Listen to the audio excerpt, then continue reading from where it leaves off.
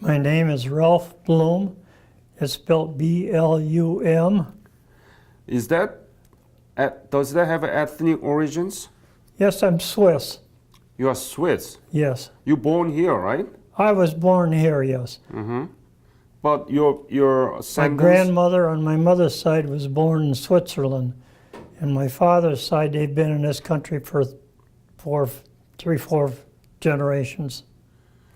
Okay, what is your birthday?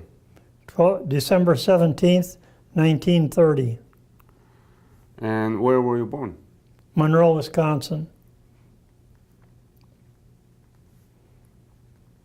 Tell me about your parents and your siblings when you were growing up there in Monroe.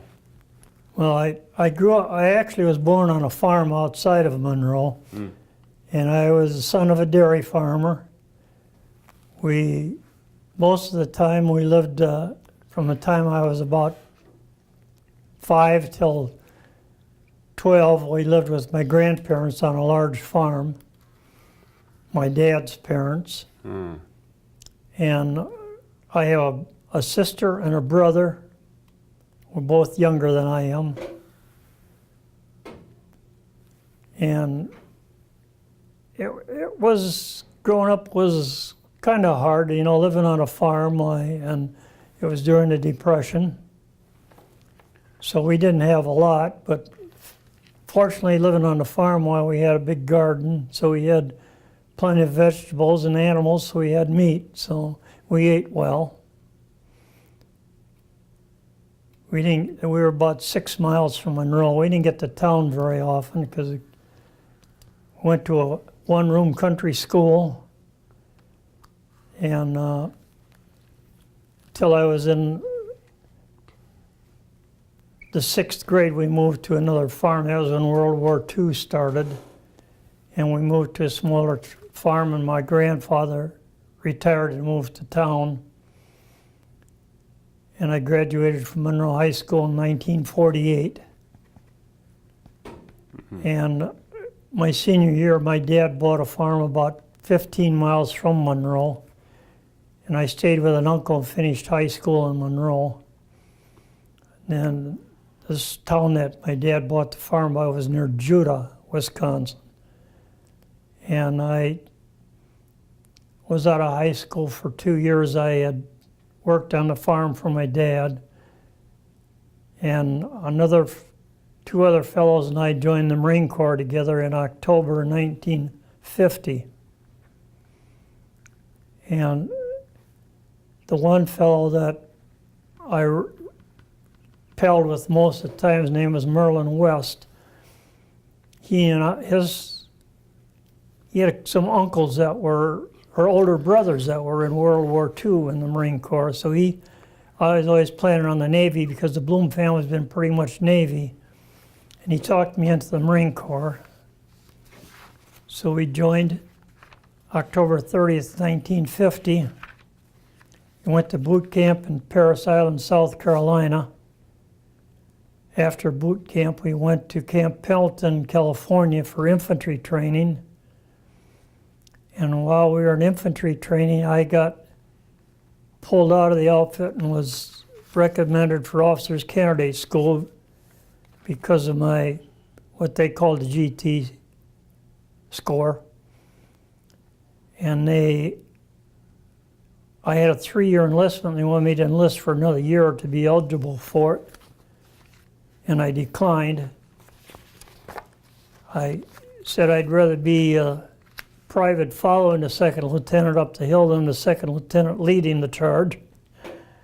So they wouldn't put me back in my outfit, so that's the last I saw of Merlin West until I got discharged and we got home. He ended up going to Korea 2 months before I did. He ended up on an island somewhere off the coast of Seoul.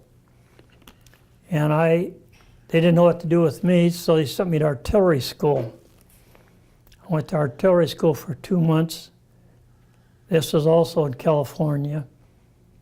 And then I went to Korea in June of 1951. We landed in Busan, And we were there a couple of days because it was raining, and they flew us up to Chuncheon. And from there we went by truck to the outfit when I was put in George Battery, 3rd Battalion, 11th Marines, 1st Marine Division. 1st Division Yes. and?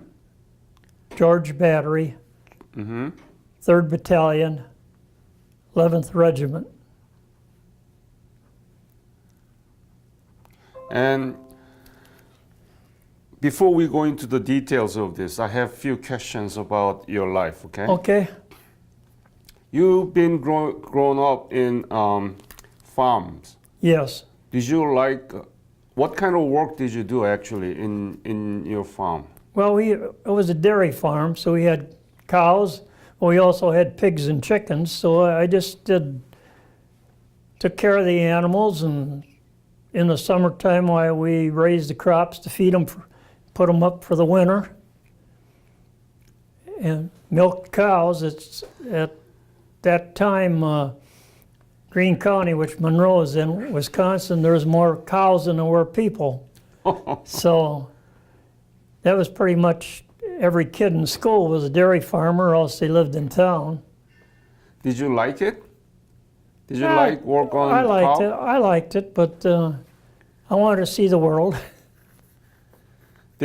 Is cow okay? Are they docile? I mean, are they Oh obedient? yes, they're tamed.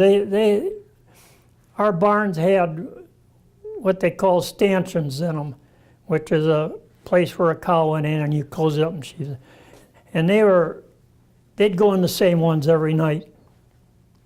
Just like when we go to church, we sit in the same pew every day. So, can we drink the milk right out of cow? oh yes, we did. You did drink? Yes. Is it better than what we are drinking now? No, I ended up being allergic to milk. I couldn't drink it. Oh my But goodness. most of our milk went to a cheese factory. They Yeah. made Swiss cheese out of it. And in your school, when you graduated 1948, Monroe High School, Yes. did you know anything about Korea? No, never heard of it. I was very interested in geography and stuff like that. I was always inquisitive about things, but I can't say that I ever had heard of Korea. Mostly our studies and stuff were of Europe, because that's where we came from originally. So So you didn't know anything about Korea. You didn't know where Korea was. no, Not at all. no. Did you leave from San Francisco or Fort Lewis? Left San Diego. San Diego. And how was the ship over the Pacific Ocean? It was very crowded. It was a troop ship. It was a merchant marine troop ship, and it took us about 15 days. We landed in Japan for one day because there were some soldiers on board too. The soldiers got off there, and the Marines went to Pusan. And just interesting, but a year later, when I left Korea, I got on the same ship to come back to the States again. And you knew that you were going to the Korean War, right? Well, when I was in boot camp is when the Chinese entered the war. And we had a pretty good idea then that we were going to end up in Korea. Were you scared? Not really. I was Nervous? 19 years old, and could conquer the world and wasn't afraid of anything. When I got over there, I was scared. Let's talk about that. You didn't know anything about Korea. You landed in Busan. Yes. What did you think at the time? What did you see there? How was it? How was Busan? Well, we just got off the ship and we went to a base there, and we were being processed to go to, in the Marine Corps, when a bunch of people go there, you don't stay in one outfit. You replace people in different outfits. And so we were separated into groups, and it rained every day, so I didn't have a very good opinion of the place. But when it finally quit raining, why they flew us out of there up to Chuncheon. And it was, I didn't know what to expect, and so seemed to me like, well, it seemed like it was not back, I don't want to use the word backward, but it was in 100 years behind us in technology and things that you had in the home and that sort of thing. Mm-hmm. What were you talking to yourself? Where am I here? Why am I here? What the hell I am doing? Did you that? Yes. One night when it was raining and everything I had was wet and I'm sitting in this hole, it's black. I said, what the hell is a farm boy from Wisconsin doing here? 6,000 miles from home. But I don't know if this is where you want or not, but in 2012, my son took me back to Korea. He's a pilot for American Airlines, or United Airlines, so he took me back there, and my whole outlook on why I was there changed because of the advances the country has made. We were in Seoul and went up to DMZ, went to museums and various palaces and stuff there, and I wore that first Marine Division cap and this jacket, and it kind of got to be embarrassing because the school kids and everybody, thank you, thank you, thank you, and I tell you, I was, the first 30, 40 years I was back after I got out of the Marine Corps in this country, nobody even knew I was gone. But the people there, it was not a forgotten war in Korea. Like I say, it got to be kind of embarrassing. We were walking into one of these palaces one day, and it was raining, and some young lady, I don't know, probably 18 to 24, somewhere like that, had an umbrella, and she held it over my head and she walked in the rain. So, things like that. School kids would come up to you, and when we went to a museum, the teacher pointed me out to some of the kids, and they come running up to me. They were like, I would say, 6, 7, 8 years old. Cab driver, when we were going from the airport at Incheon to Seoul, my son and I were kind of worried because he kept looking back at us, say, thank you, thank you, thank you, instead of looking where he was going. So you were nervous. Yeah, but it answered all my questions on why I was there. So it was your son's idea to bring you back? Yes. You know that Korean government has a program called Revisit Program? Yes. So it wasn't that Revisit Program? No, just he and I wandering around in Seoul and to these various things, and still the reception was terrific. It wasn't, nothing was programmed or anything. We were just wandering around town and looking at the sights that we wanted to see. And that made it extra special, I think, because it was all spontaneous. Exactly. Were you able to be in Seoul when you were in Korea in 1950? In 1951, in March of 1952, we were over near the Punch Bowl, and they moved us across the peninsula and up through Seoul to up about 20 miles west of Panmunjom.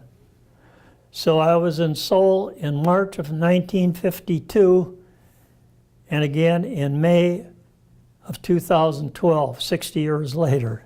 And when you saw the Seoul in March of 1952, what did you see? It was a mess. It was just almost totally demolished.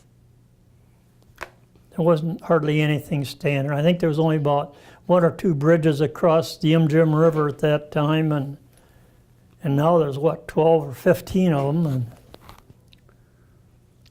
when we got north of Seoul, when we crossed the Imjim River to get up where we were supposed to be, we crossed it on a pontoon bridge. So the Seoul that you saw in March 1952 was completely demolished, miserable place. Yes. How about people? Did you see? We didn't see any. I was in the Marine Corps, and there was never any civilians around us. We'd see one or two. We saw a few people when we went through Seoul, but when we were on the lines, or in combat, there was never any civilians around us. I don't know where they went. You didn't even have a chance to just look at the people in the street in Seoul? Well, we just drove through it on the back of trucks, so That's it. not really. And the Korea that you saw in 2012, how can you put that into a perspective? Oh, that was more like this country in that the dress was modern, the buildings were modern, the streets are modern. There's a lot more horn blowing there than there is here, but the drivers seem to be more polite there than they are here. There was a lot of traffic. Mm-hmm. So, what were you thinking? Were you proud, or what's on your mind? Oh yes, definitely. So I was, like I say, it answered all my questions about why I was there in 1951. It made it all worthwhile. The Marine Corps took 3 years of my life, but it was an experience that I would never give up. I'd do it again. You'll do it again? Yes. Are you sure? Yes. Yes. The friends that I made, the things that I saw and did, it wasn't all pleasant, of course, but we have a tendency to remember the good things and to forget the bad things. That's one of the things that I guess God has given us, is the ability to do that. So most of my memories of my 3 years in the service are good ones. So you must be proud of it. Yes, definitely. And from Chuncheon, where did you go? Do you remember the hill name or camp name? There was. You said you were in Punch Bowl, so that's. We were near the Punch Bowl. I was in Korea 11 months, and in the infantry they rotated units. In the artillery, you were on the line all the time. I was on 105 howitzer. We fired every day I was there, or every day of the 11 months I was there, except maybe a week. 3-4 days to get to the outfit, and another 3-4 days to get back to Incheon. So we were firing every day. I estimate we fired between 8,000 and 10,000 rounds of ammunition in 11 months. So that's horrible. Yes, it is. It's sometimes you wake up at night and you wonder how many people did I make orphans, how many ladies did I make widows and that stuff, because you don't really know, because most of the time you're shooting over a mountain. So the person that's telling you where to shoot, why, he sees it and he reports back to you, but you don't have, it's not like walking up to somebody and shooting them or something like that. Did you really think that you were, oh my goodness, how many kids going to be orphaned out of this? Did you really think that? Pardon? Did you really think that? Well, not at the time. At the time, you were thinking of self-preservation. That's because they were shooting at us too. But I was fortunate. I never got wounded. I had friends that did and that, but I never did. So. What was your rank and what was your specialty? At the time that I went to Korea as a PFC. Mm-hmm. And I made corporal in about was January of 52. Then in March of 52, I made corporal. No, January 52, I made sergeant. I made corporal. And in March of 52, I made sergeant. And I was in charge of one of the 105 howitzers. I had about 10 guys that were in my gun crew. And what was your specialty? Artillery. Artillery. So tell me exactly what did you do with the artillery? What was your specific role? Well, again, I don't know how many people you've talked to that are in the Marine Corps. The Marine Corps operates totally different than the Army. You had like 10 guys on a gun, and everybody could do everything that was on that gun. You could aim it, you could fire it, you could load it, you could make up ammunition. You did whatever needed to be done. There was one guy that was on telephone all the time, had earphones on and everything, so you kind of traded off with him because he's the one that got the orders down to when to fire and how many rounds to fire and what direction and what elevation and all that. But we all 8, 9, 10 of us could do anything on the gun. So you were in the rear area, and were you the target of enemy artillery too, or Yes. the front line? Were you at the target? Yes. We were anywhere from half a mile to 3 miles behind the lines.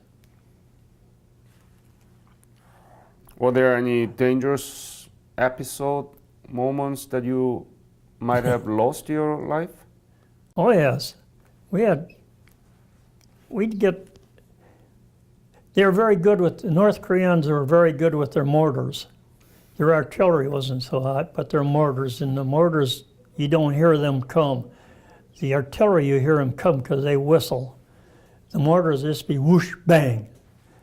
And But mortar is more short distance, isn't it? yes, yes. But we got shelled, I don't know, just about every third day or something like that. And you'd always watch the sky because they'd zero in on you with sky burst. There'd be a little black cloud in the sky, you'd start listening to because you knew you were going to be getting some incoming then. Wow. So That's so scary, isn't it? yes. And when I first got over there, we were moving every day. Just about every day, about every 2-3 days, because the infantry was moving and we'd move up behind them. Of course, the first thing we did when we moved into the new position was put the gun in place and everything. And then after that, then we'd start digging holes for our self-preservation, so our own foxholes. And a 105 howitzer isn't very big, but you can imagine 8 or 9 guys crawling under it because we were getting shelled and we didn't have our holes dug yet. What is the probability of hitting the trench or foxhole directly with the mortars or artillery cannon? What is the probability? I don't know. I think we were pretty good with it because we had foreign observers that would call back to us and tell us what we did and how well we were doing and that. So when this shell is coming in to your area, what were you thinking? No thinking. No, just hiding. You were not wounded at all? No, That's no, lucky. I was lucky. Yeah. Tell me about the life there.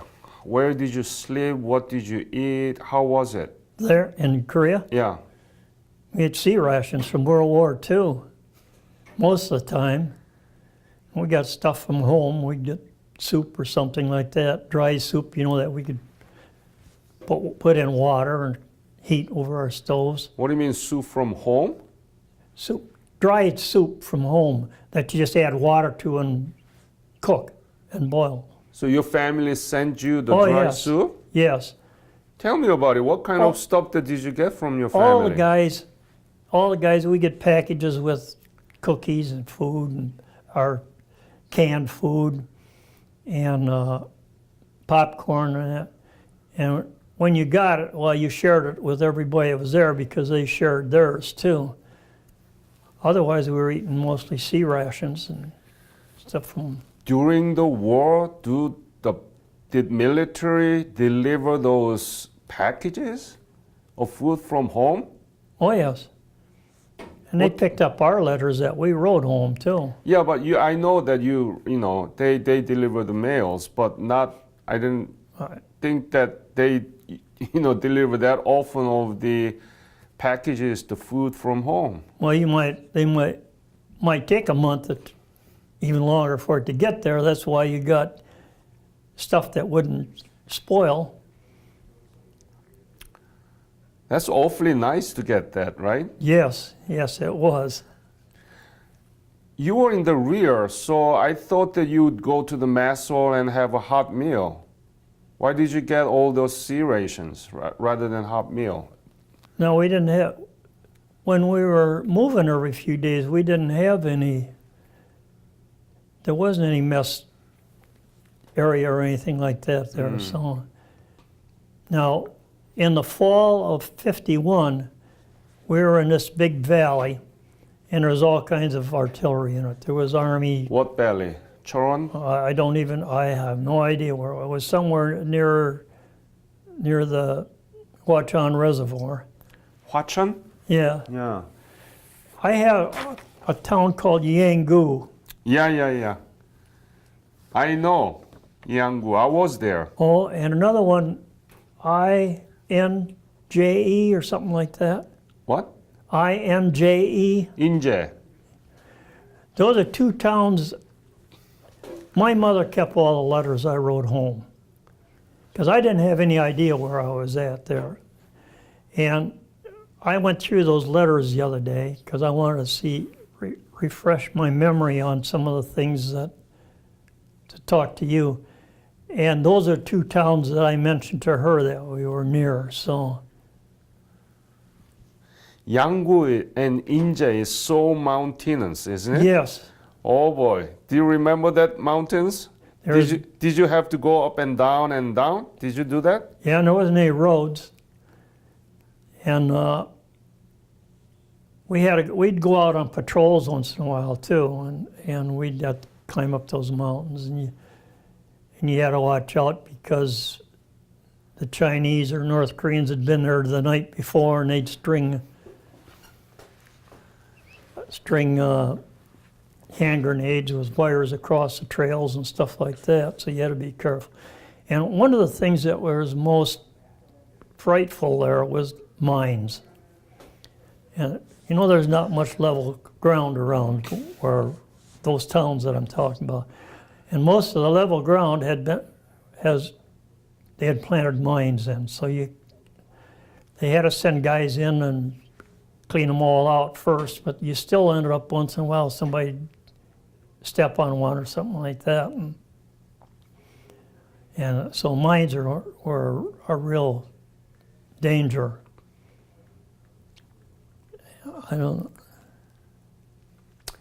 I was there in Yangu in 1981. I was in college, but there was military training program, so that college students were sent to the DMZ area, and the part that we went there was Yangu.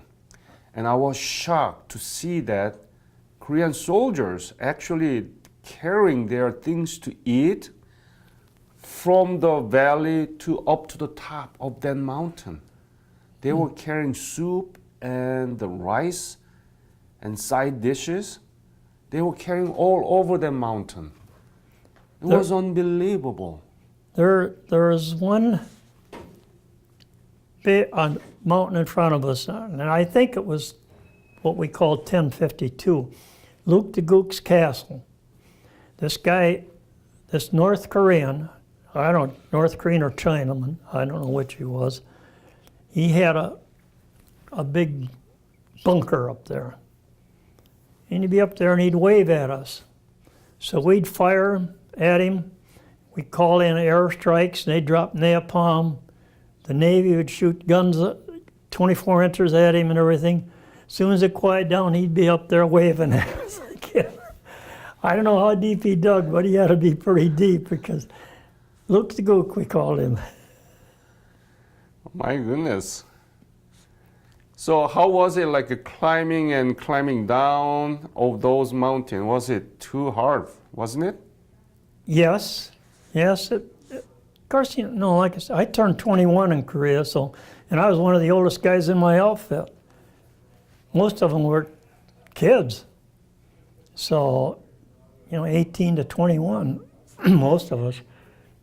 So, you know, we were young and in good shape and everything, so it wasn't easy, but it's still, I can't imagine doing it today. When we went over there in 2012, we went up to DMZ and we went down one of those tunnels that the North Koreans were building. And man, I almost had to crawl to get out of there if I was. Yeah, right.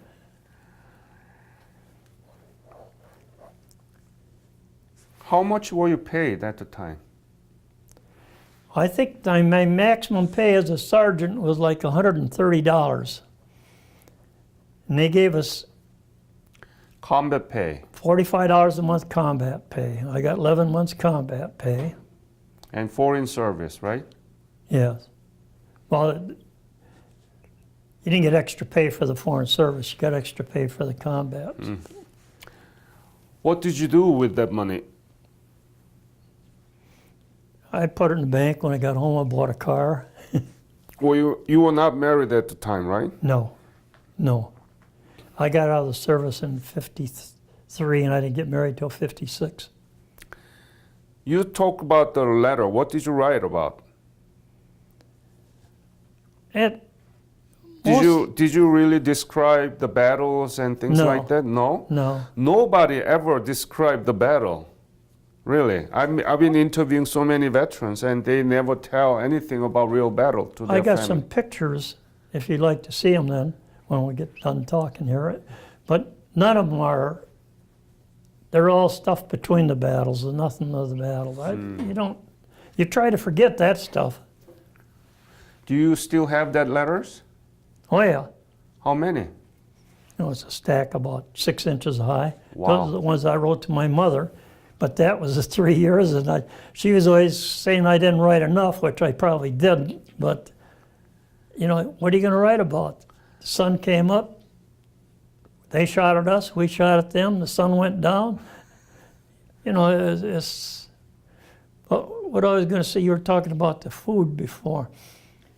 In the fall of 1951, we got into this big valley, and there's all kinds of artillery in it, tanks and artillery. Tanks were not used much in Korea because can't get around the mountains.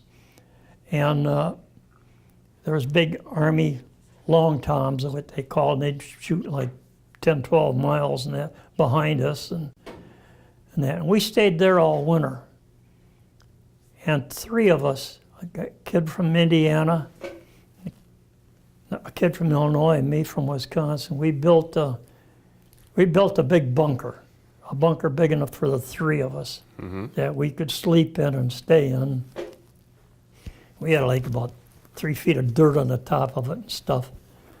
And it was cold. Oh, it was cold.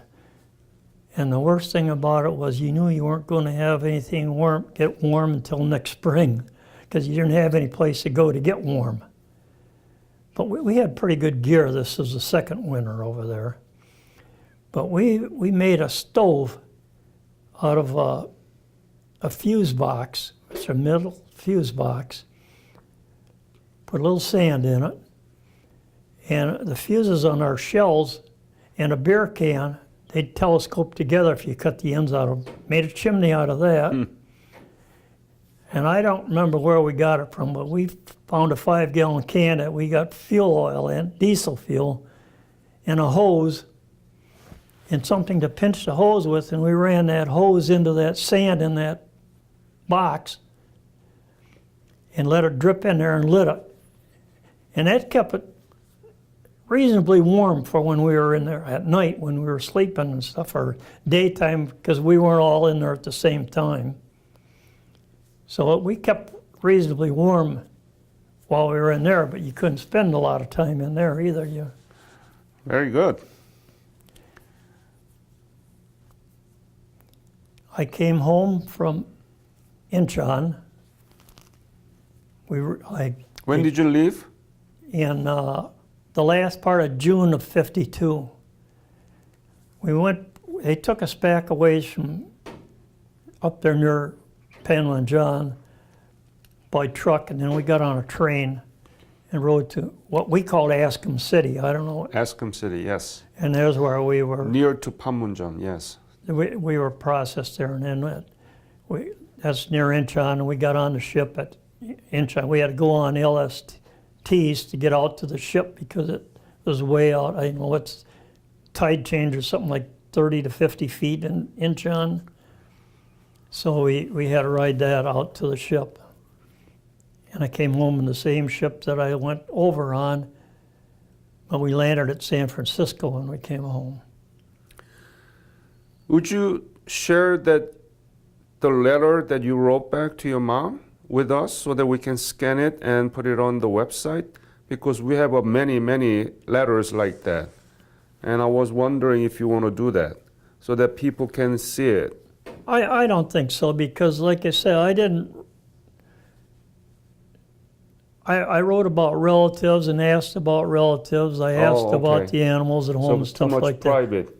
Yeah, it wasn't anything that would be earth-shattering or of interest, I don't think, to anyone other than our family. I see. So when you left Korea, you saw much destruction there, miserable. Yes. Did you think that Korea would become like this today? No. Never crossed my mind. I mean, the Korea you saw in 2012, and it was tremendous, a change. When I came back to the States, I still had 15 months to serve in the Marine Corps yet. And they sent me down to North Carolina, and Camp Lejeune is along the ocean, and mosquitoes that big, and and I hated it. And I volunteered to go back to Korea. I'd rather be in Korea than there, but they wouldn't let me go. They said I was crazy. You want to be in a cold place rather than dealing with that mosquito, I wanted right? to be in a place where if you got frustrated, you could do something about it. Yeah. You go out and take your rifle and chop down a tree or something. So this is very success story, isn't it? You didn't know anything about Korea. You didn't know where it was. You went there. You saw completely destroyed Korea. Now it's one of the 11th largest economy in the world. Yes. And it's a very strong democracy there. Yes. I mean, this is a success story. Do you agree? Yes, definitely. Definitely, isn't it? Well, then you see these nighttime pictures of North and South Korea, all the lights in South Korea and all the darkness in North Korea. That's sort of interesting too. But we don't teach about this. We don't talk about this success story in the classroom. I mean, just one paragraph. Well, why is that? You won't even find one paragraph about it in American history books. The last 10 years probably, they've done a lot more for veterans in this country than they did, like I say, the first 40, 50 years I was out of the service. So you were gone for 3 years. Where'd you go? What'd you do? They didn't even miss you or anything, you know. It was not, they didn't make you feel proud to do it. You had to feel it yourself. But since in the last 15, 20 years, I think this country has done more for its veterans than it ever did before. What about World War II veterans? They were treated very nice. Yes. They were welcome. That was GI Bill. Yes, that was well, we had that too, but that was a total effort, World War II. The mothers, the fathers, the sisters, the brothers, you know, the kids bought bonds and all that stuff. it's not, that wasn't true of Korea or Vietnam either, as far as or the wars that are going on now in the Middle East. You know, there was a long period there where you wondered whether, well, why did you go and the rest of them stayed home and stuff? But then there's still a certain amount of pride. I don't know how many Marines you talk to, but there's once a Marine, always a Marine. That's I'm totally dedicated to the Marines as far. I say I was on active duty for 3 years, and I've been on inactive duty for the last 65. So to correct that and to be able to teach more, what do you think we have to do about Korean legacy, Korean War legacy in the school? I don't know. I guess just do what you're doing, get the story out, make people understand that although it wasn't on the major scale like World War II, for the guys that were there, it was the same as World War II.